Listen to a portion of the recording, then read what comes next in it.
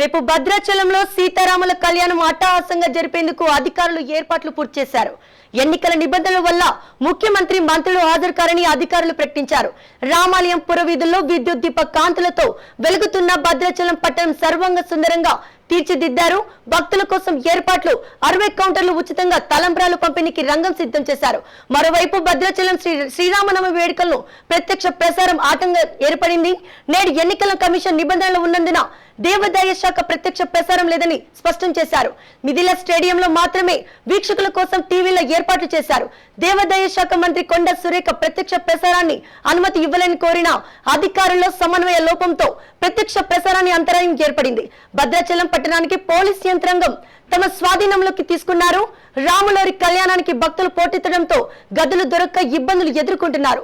బయట చూస్తే మండే సూర్యుడు, ఉండడానికి గదులు లేక భక్తులు చాలా ఇబ్బందులు ఎదుర్కొంటున్నారు.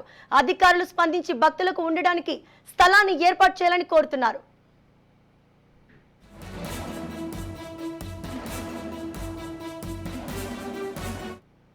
దీని గురించి మరిన్ని వివరాలు మా ప్రతినిధి నవీన్ అందిస్తారు. నవీన్, చెప్పండి.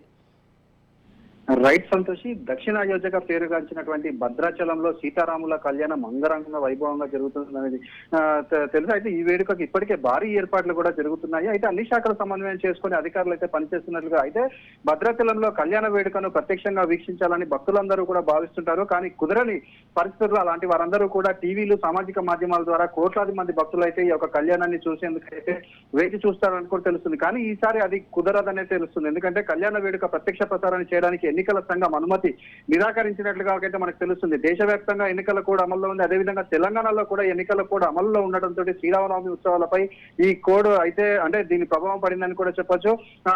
ముఖ్యంగా మనం చూసుకుంటే ప్రభుత్వం తరపున ముఖ్యమంత్రి పట్టు వస్త్రాలు అయితే సమర్పించడం ఇక్కడ ఆనవాయితీ. కానీ ఈ కోడ్ ఉండటంతో ఇటు ముఖ్యమంత్రి లేకపోతే దేవాదాయ శాఖ మంత్రి యొక్క అంటే ఈ పట్టు వస్త్రాలు సమర్పించలేక అంటే కోడ్ ఎఫెక్ట్ చూపెడుతుంది. దాంతో పాటు ఇప్పుడు ఈ యొక్క సీతారాముల కళ్యాణానికి సంబంధించినటువంటి అంటే లైవ్ కవరేజ్ కి సంబంధించి కూడా ఈ కోడ్ అమల్లో ఉన్నట్లు ఎన్నికల సంఘం అయితే లైవ్ ఇవ్వద్దని చెప్పినట్టు చూడొచ్చు. దీన్ని దృష్టిలో ఉంచుకొని ఏదైతే దేవాదాయ శాఖ మంత్రిగా ఉన్నటువంటి కొండా సురేఖ ఏదైతే భక్తుల మనోభావాలను దృష్టిలో ఉంచుకొని ప్రత్యక్ష ప్రసారానికి అనుమతి ఇవ్వాలంటూ కూడా ఈసీని విజ్ఞప్తి చేసినట్లుగా కూడా చూడవచ్చు. అయితే 40 ఏళ్లుగా ఈ కళ్యాణ ప్రత్యక్ష ప్రసారం జరుగుతుందని కూడా గుర్తు చేశారు. కానీ మంత్రి కోరినటువంటి ఈ యొక్క కోరికను వీళ్ళు ఈసీ వారైతే తోసిపుచ్చినట్లుగా కూడా మనకు తెలుస్తుంది. అయితే ప్రత్యక్ష ప్రసారానికి ఈసీ నిరాకరించినట్లుగా కూడా తెలుస్తుంది. మొత్తంగా మనం చూసుకుంటే ఈ యొక్క రాముల వారి కళ్యాణాన్ని అంటే ప్రత్యక్ష ప్రసారంగా చూడాలని కోరుకుంటున్నటువంటి భక్తులకైతే ఇది కొంచెం ఒక షాక్ అనే చెప్పొచ్చు.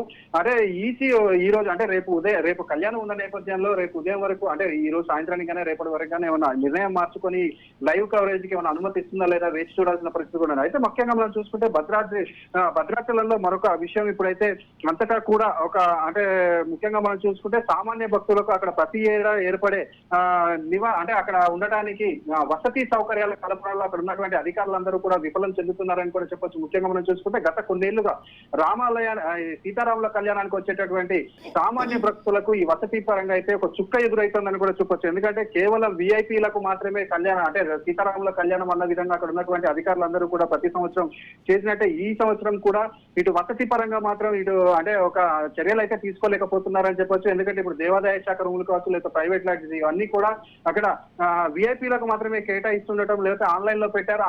ముఖ్యంగా మనం చూసుకుంటే ఈ రోజు భద్రాచలం అంటే ఇప్పుడు భద్రాద్రి జిల్లా కలెక్టర్ ఆదేశాల మేరకు ఇటు జిల్లాలో ఇప్పటి వరకు అంటే ఏదైతే దేవాదాయ శాఖ ఆధ్వర్యంలో బుక్ చేసినటువంటి రూమ్లన్నింటినీ కూడా జిల్లా కలెక్టర్ అయితే క్యాన్సిల్ చేయించినట్లుగా కూడా మనం చూడవచ్చు. ఈ క్యాన్సిల్ చేయించడం అంటే ఇదంతా కూడా అధికారుల నిర్లక్ష్యంగా అయితే మనం చూసుకోవచ్చు. ఎందుకంటే ఇప్పటి వరకు అనేక మంది సామాన్య భక్తులు అయితే రూమ్లను బుక్ చేసుకున్నట్లుగా కూడా మనం చూడవచ్చు. అయితే ఏదైతే స్థానికులు అంటే అధిక సంఖ్యలో రూమ్లు కొంతమంది అక్రమంగా బుక్ చేసుకున్నారన్న ఒక సాకు చూపెడుతూ దీనిని అయితే జిల్లా కలెక్టర్ రద్దు చేశారు. దీన్ని రద్దు చేయడంతో వీళ్ళు ఏదైతే భక్తులందరికీ కూడా సెల్ ఫోన్ లో మెసేజ్ వచ్చాయి రూమ్లు క్యాన్సిల్ అయిపోయినట్లు. ఇది చూసినటువంటి భక్తులందరూ కూడా కంగు తింటున్న పరిస్థితి ఉంది. అయితే దీన్ని చూసుకుంటే మనం ఏదైతే నూతన ప్రభుత్వానికి మచ్చ తెచ్చే విధంగానే ఇక్కడ ఉన్నటువంటి ప్రభుత్వ అధికారులు కావచ్చు ఆలయ అధికారులు వీళ్ళందరూ కూడా ప్రయత్నిస్తున్నట్టు అక్కడైతే ఒక చర్చ సాగుతున్న పరిస్థితి కూడా ఉంది.